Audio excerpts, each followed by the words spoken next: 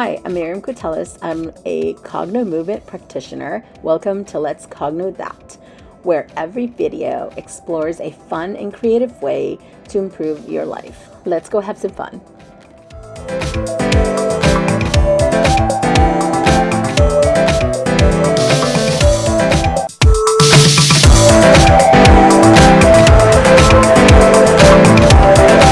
Hi guys, I'm Miriam Cotelis. Welcome to Let's Cogno That.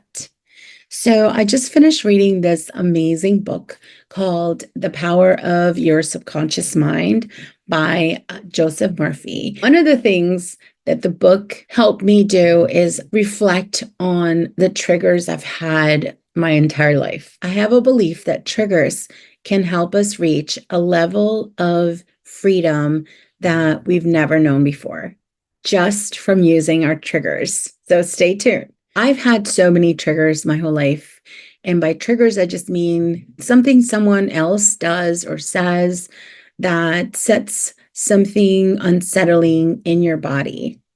And it can make you upset. It can make you think about it all night long. It can make you stay up all night. It can cause lots and lots and lots of arguments. It can even have you break up with friends. Maybe you don't want to talk to them anymore, regardless of the intention that the other person has, whether the person outside of us meant to hurt our feelings or their intention was completely innocent, we still might amplify the situation with what we have going on inside of us. So I do want to make that clear because people might say something that hurts your feelings. And of course, it's important that we stand up for ourselves and we take care of ourselves. If someone says something that hurts us, that oftentimes, if we have our own inner voice also believing that and saying that to ourselves, that we often amplify what's being said and we're not seeing what is being said clearly, and it clouds our judgment. All right. So, of course, we're going to stand up for ourselves if someone says something that is hurtful, but this amplification of what's being said because we have a match inside of our body is what I'm addressing today. So I just want to clarify that. Okay, so here's an example. My weight. So I have always been on the upper side of the people around me, like in school, elementary, middle, high. I've always been on the higher side. And I remember specifically, I think in high school, being in a camp and having someone comment on my body. And that was incredibly traumatizing.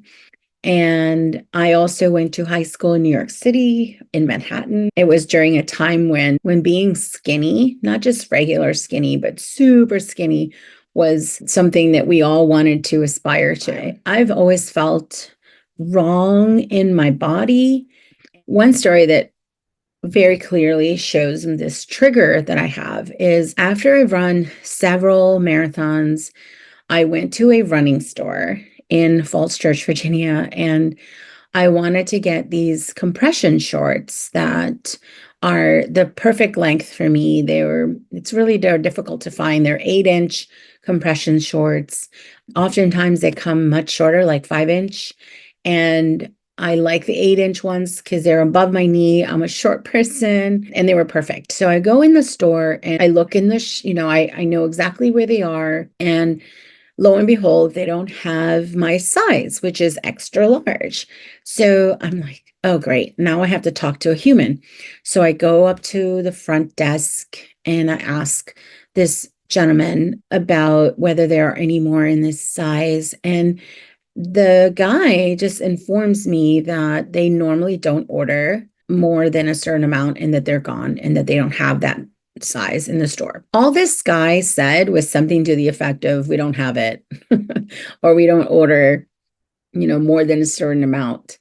But what I heard was something humiliating. Like within me, I felt humiliation. I felt insult. I felt hurt. And for months and months and months, I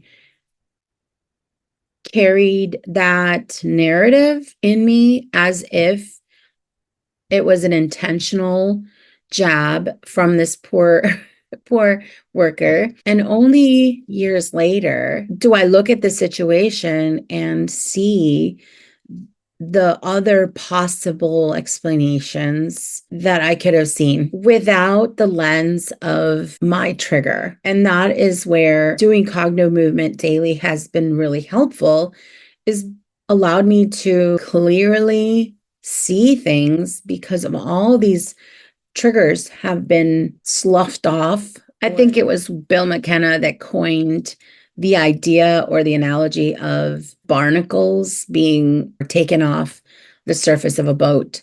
And that's sort of how Cogno has worked for me. I've worked on every single one of these triggers individually, and like scraping barnacles off a boat, you're just taking off these narratives that I have for a very long time believed were solidly a part of me. So naturally, when we grow up, we surround ourselves with people who respect us and honor us and are aware of the triggers that we carry. But if we still need people to be really careful around us, and if we still are dependent on people to be mindful of those triggers, my question is, aren't we still essentially carrying the pain?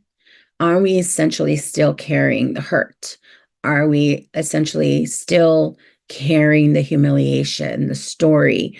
So, as someone who works in energy and believes in energy and or thinking of everything as energy, a trigger has a weight, as in it's heavy. Me thinking that a store attendant is being rude to me, in essence, is a dirty window. Like I'm looking at the world through a lens that is not clean. And again, maybe that person did mean that comment in a negative way.